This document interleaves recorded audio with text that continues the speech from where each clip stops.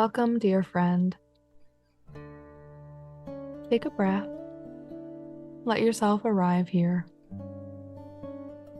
In this session, Beyond Limitation, the Infinite Self, we step beyond the boundaries of perception, beyond what the mind calls real, and gently back into the living wholeness that has never been divided.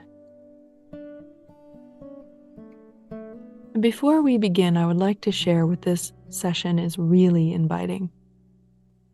Not some sort of goal or attainment, but natural qualities that tend to awaken through this kind of work.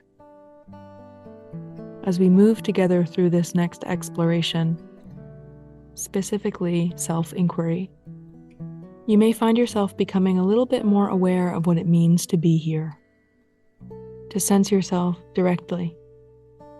Not through the mind's ideas, but through the quiet language of the body. You'll begin to notice how awareness can rest in sensation itself, rather than observing from a distance. This isn't about thinking your way into presence, but feeling your way into that, being it. As your attention deepens, and through repetition, subtle movements from within, revealing themselves, we'll meet them as they are. It will become natural to allow subtle movements to come through you. And as this happens, you may notice that the dense and the subtle bodies, the physical and the energetic, begin to communicate again. When awareness meets what has been hidden for so long, the system begins to harmonize itself. And in fact, this is the natural state. This is the alchemy of attention. The simple and profound act of participating in transformation, making a choice to notice what's really happening. And through this, what once felt heavy and solid turns into clarity. You might feel small shifts in the sense of I, as if layers of effort or defense begin to soften. We're not looking for the personality to disappear. It simply relaxes back into something more spacious and quiet and natural. As we participate actively in the listening of the body through this unique somatic investigation, you may sense all parts of yourself, emotional, physical, and energetic, harmonizing, resonating. The body begins to feel less like a solid boundary or capsule, and more like a transparent instrument through which life can move through freely. As you notice this awareness carrying into your daily life, it may be that you find yourself asking, where is the I right now? That small question can open a gentle doorway into a reminder that awareness is present now.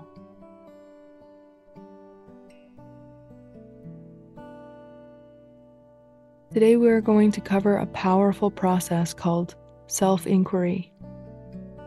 However, because of the predominance of a Western educated society forming a new basis of how we think, since the original concept of self-inquiry began a few thousand years ago, we have to do this in a way that includes the Western formed basis of self. Remember that noun-heavy language I mentioned that David Bohm instructed us to be aware of? It has formed the sense of I in a very deep way. If we were to merely adopt and Eastern philosophy when it comes to integrating a Western-shaped sense of I, or if we were to just follow ancient practices without regarding the Western-shaped mind, we would be leaving out a very, very important aspect of how we are shaped in the modern world.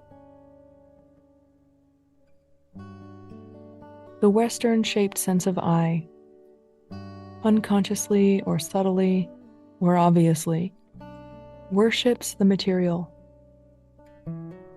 There is a preference for the intellectual and the rational, and there's a skepticism built into the intellect. This type of self-inquiry includes this, and it certainly does not suggest that we ignore thoughts or the mind. Before we begin or I detail how this works, it's important to know that this self-inquiry exploration is not a single event. Eastern sages and modern philosophic thinkers, and even the scientists I'll share about, they all agree self-inquiry is an ongoing process of curiosity. It's a quiet unfolding that deepens each time you participate in it. Importantly, also, it is not interpretive. So while thoughts are included and a busy mind is allowed to enter the work, we aren't looking to understand these thoughts or look for the why behind them. This would be leaving the process of inquiry and feeding the intellect instead, which is always hungry.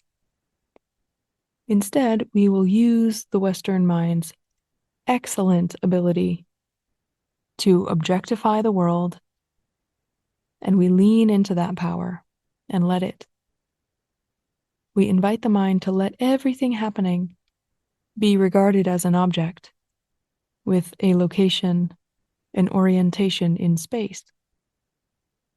And because the mind is built for this, precisely for this, we don't need to learn something new or learn how to do it. Rather, we let it happen. Before the actual process, which I will detail, which follows the teaching today, I want to share a little bit more about what happens when doing self-inquiry in an ongoing way. When placing conscious attention on what is being noticed, while engaging in active, undivided listening, something reorganizes. A familiar layer of self called the I widens, softens, and merges with the whole. At first, you might not notice much. Perhaps a slight easing in the muscles, a breath perhaps less contained, or the sense that there is now more permission to rest. But with gentle repetition, this practice becomes more fluid, more inviting, and like water, undammed, it naturally flows downhill. So with repetition, finding locations and sensing in, the body becomes easy, and awareness begins to reveal itself as available and open. Inquiring into yourself is not selfish, and it's not withdrawing from life. This is not indulgent navel gazing. It's about entering life more fully and meeting what is really going on. It's honesty. The individuation of the separate self with the whole is the greatest service you can offer. The process meets the structures of identity, the many subtle layers of I that hold defensiveness, tension, and striving, and it allows them to be seen, felt, fully included, and finally dissolved in awareness itself.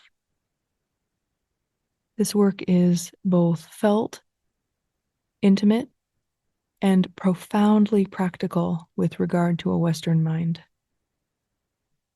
In time, you may notice the effects, not just when you sit to inquire, but in the quiet moments of daily life, the natural rhythm of your moment to moment experience. So even routine and monotony and moments of challenge begin to feel different, somehow infused with more space. Or when familiar patterns of judgmental thoughts or frustration happen, you may find yourself asking again, without planning to, where is the I who is anxious right now? Or where is the frustrated one? And in just that simple noticing, a doorway appears. Awareness is recognized. And even routine moments become infused with the alchemy of integration. These are the first signs that inquiry is working to reshape emotional patterns in your life. Not through intellectual understanding, but yet somehow undeniably reorganizing within. The nervous system begins to unwind, rest is more available, and the sense of self, the limited sense, expands into calmness and clarity that does not depend on external circumstance. With practice, inquiry becomes a natural way of living, a rhythm of sensing contraction, being aware of it, and allowing softening into the limitless self, where integration happens naturally through the body's own wisdom without doing anything. Of course, you may still experience circumstances that bring up emotion or contraction, but they will increasingly appear as movements within awareness, as awareness, and certainly not obstacles to it. Increasingly obviously doorways to your real self. So with this, let us begin. Not to achieve something, but to receive these lessons in the unfolding that is you already happening. And remember, none of these teachings needs to be memorized, held on to. Simply let them ring through you, like the reverberations of a bell once struck. We'll begin with the learning intentions for the completion of Integration 1. So once completing the inquiry process, the written reflections, and the guidebook for Integration 1, you will be able to 1. Recognize that awareness and reality are one movement. 2.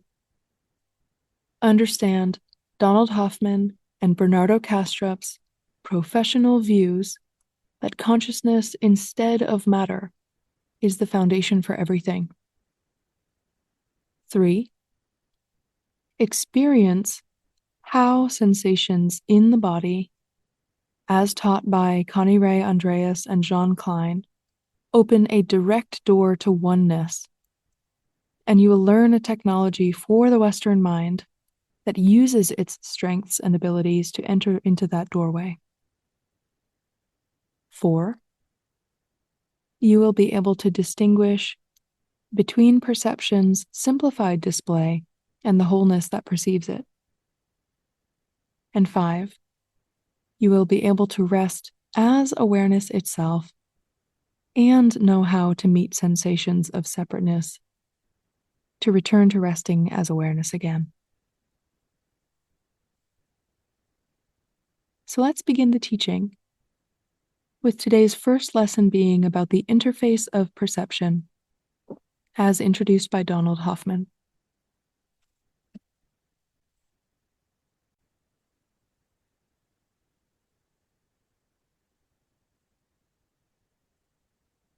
Our senses tell stories.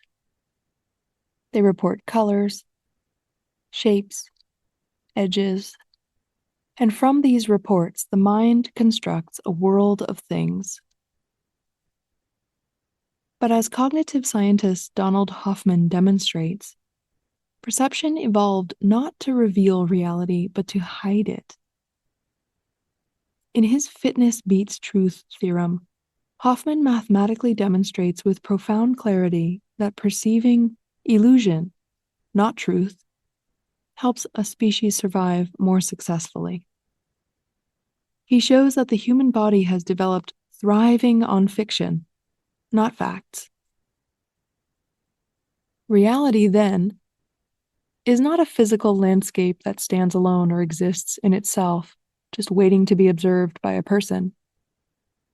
It is a conscious field, appearing through countless interfaces, each interface being an individual. Something very simple and true, according to Hoffman, can be brought into our daily experience, an idea that can help us remember. None of us are seeing reality as it actually is. We're experiencing an interface, a kind of living dashboard that translates the infinite into something we can handle and appears in a personal way according to an individual's specific architecture of the mind. Imagine that you're sitting at a computer. On the screen, you see icons, folders, files, a trash can. These icons aren't the serious reality of what's happening inside the computer, but they're symbols. So each one is a simple, useful shape that hides an incomprehensible complexity of circuits and code. If you had to see what's really happening inside, instead of the interface, when you put a file into a folder, you couldn't use it at all. So the interface gives you just what's needed for interaction. Not truth, but useful fictions, symbolic representations. So imagine that each of us is like that. You and I don't see the world as it is. We each have a customized interface, shaped by perception, biology, and conditioning. An interface that helps us navigate life, not one that shows us a complete reality. As Donald Hoffman puts it, evolution gives us a user interface, not a clear window onto truth.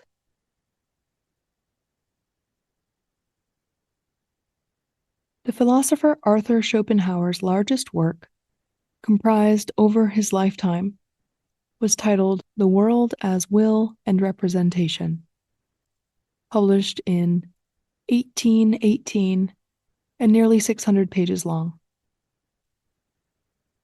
In his book, he defines will as the volition of a conscious field of intelligence, the intrinsic aspect of experience, and representation he describes to be symbols that we see on each of our interfaces. To put it simply, his main idea was that consciousness is living and creating the world through us, and what we see are short forms, symbols, an incomplete picture of reality. Before the advent of cognitive neuroscience or modern-day physics, Schopenhauer came to this conclusion. Present-day philosopher Bernardo Kastrup, who is also a computer engineer, adds to this description with really useful imagery. He says it's as though each person is born inside the cockpit of an airplane that doesn't have a windshield.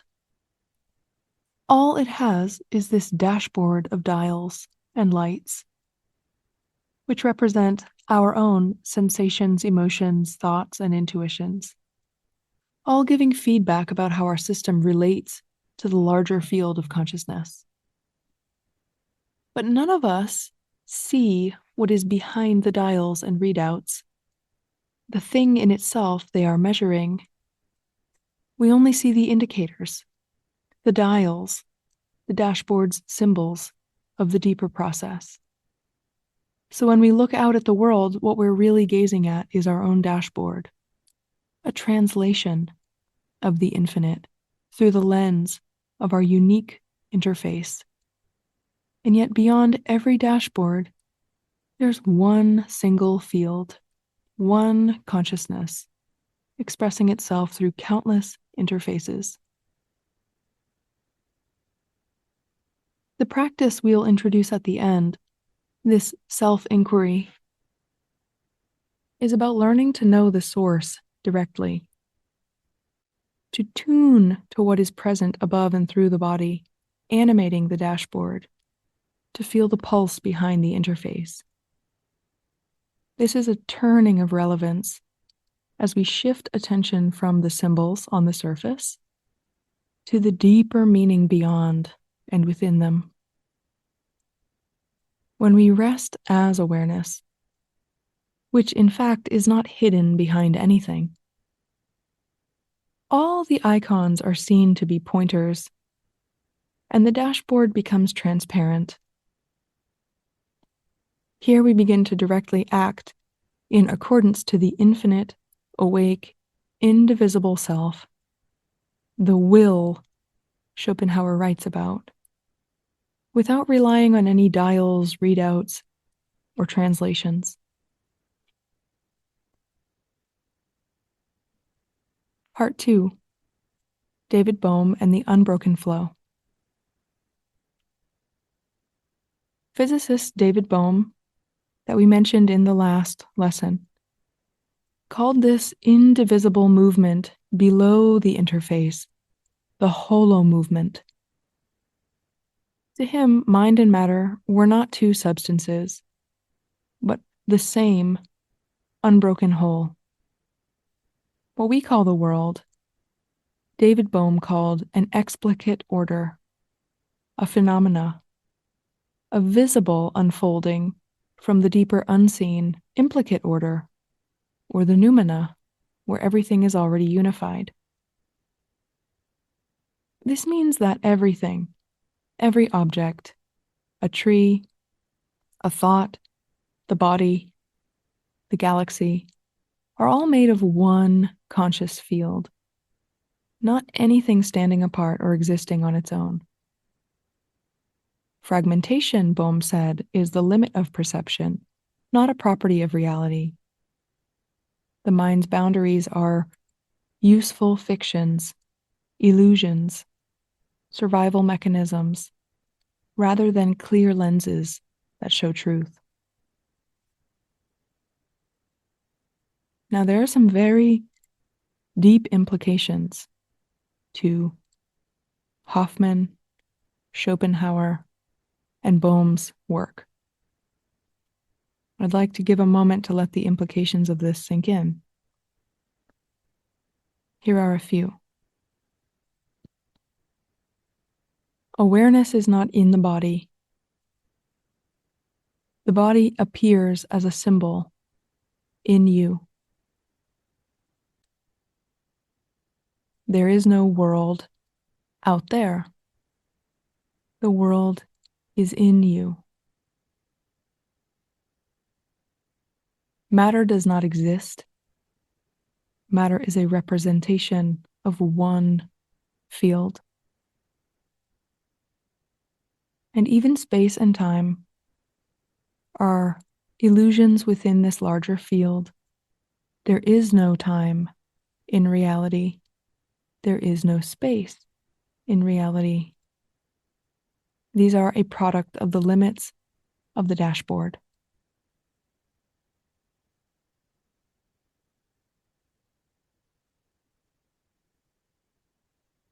Carl Jung and the Western Mind.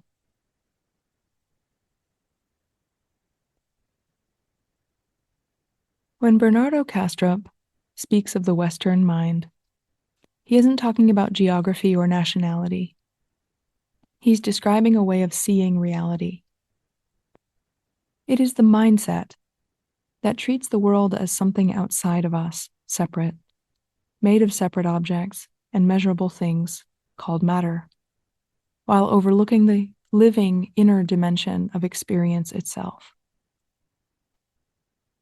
The Western mind is a habit of thinking that values analysis over direct experience, doing over being, and control over communion. In this work, in this lesson, and on these spokes of the Wheel of Wholeness, we're learning to soften that control, that orientation, separation, or translation. In Carl Jung's language, the journey to wholeness begins when we make a conscious choice and actively participate in individuation, making a choice to face what has been left out of awareness and bring light to the shadows. These shadows not being wrong, but parts of our being that the light hasn't yet reached.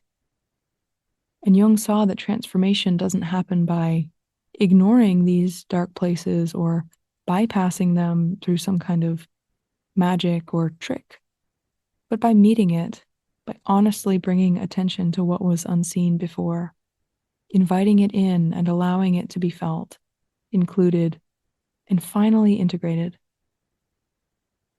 In this way, the Western mind, with all its drive to understand and participate, becomes the perfect tool for integration. It wants to know, to engage. And in this work, that curiosity becomes very useful, even sacred. The mind can learn to listen when analyzing habitually happens, and to turn over control to a participation.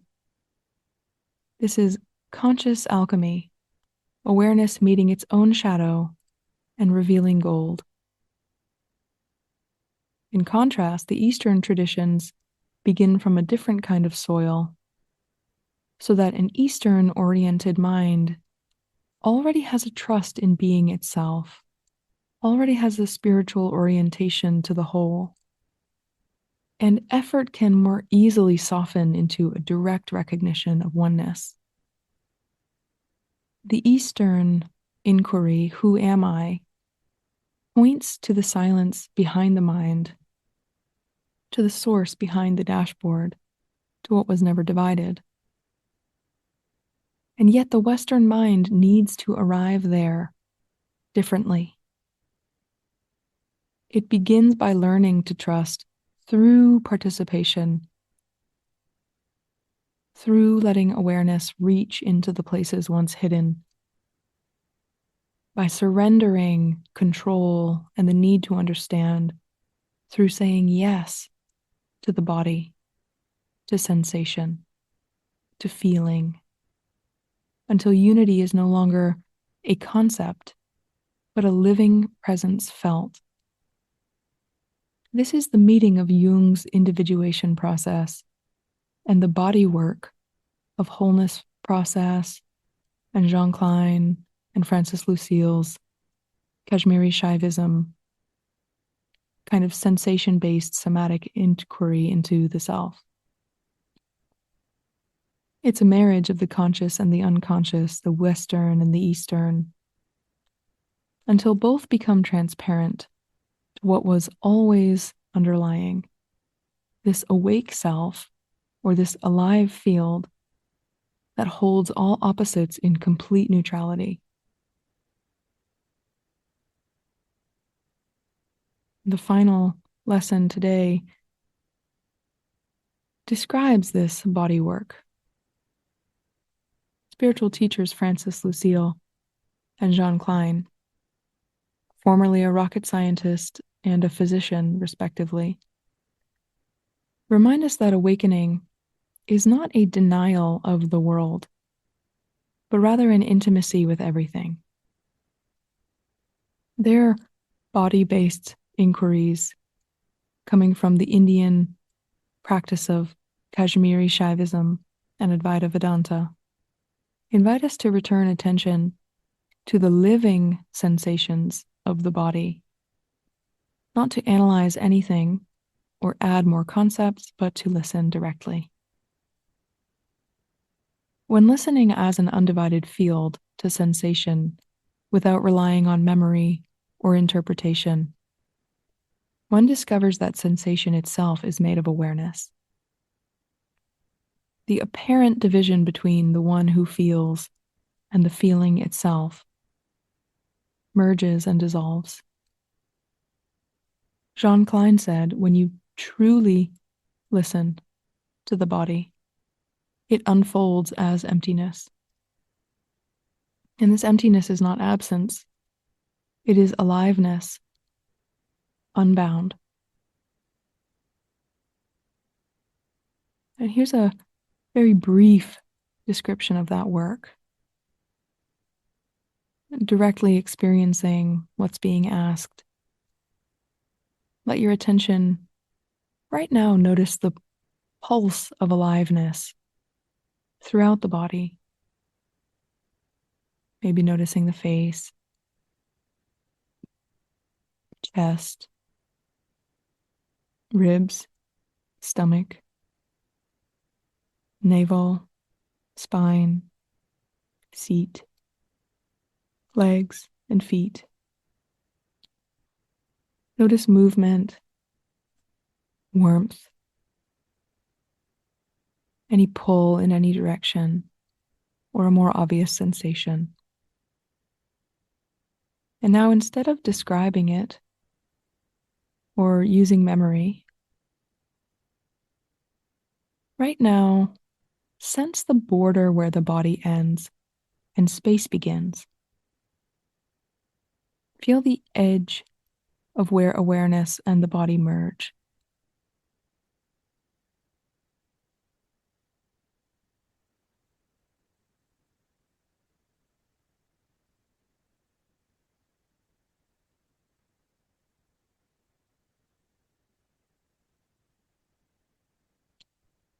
This is the bridge between the conceptual and the direct experience. Every sensation is an opening, an invitation to rest as the awareness that includes it. Your body is the doorway to being.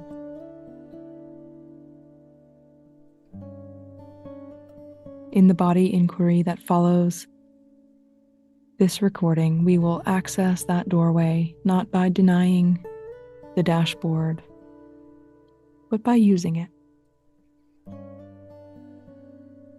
Before we close, I would like to let you know that I've recorded the process of inquiry as a separate track so that you can simply rest and let these ideas settle, to allow them to percolate within you in their own rhythm and time.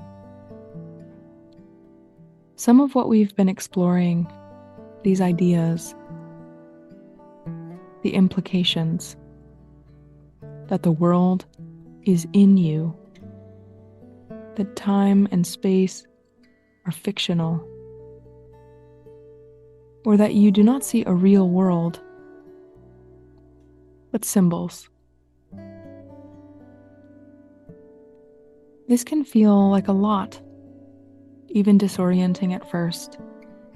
These are not light ideas. They come from the leading edge of both philosophy and science, voices that have been quietly challenging materialism rigorously for nearly 2 centuries. So take your time, use the guidebook, linger with the reflection questions, and let this understanding ripen through direct experience rather than memorization or thought. When you're ready, you can move into the self-inquiry process, recording, which is a process rooted in the body integration teachings of these wise people who have come before, where the Western and the Eastern path meet where these ideas begin to breathe and take form within your life. So as always, go gently at your own pace. Listen to the inner teacher, the quiet intelligence underlying all thoughts, before and above all else. Thank you for being here and for your willingness to meet yourself so deeply.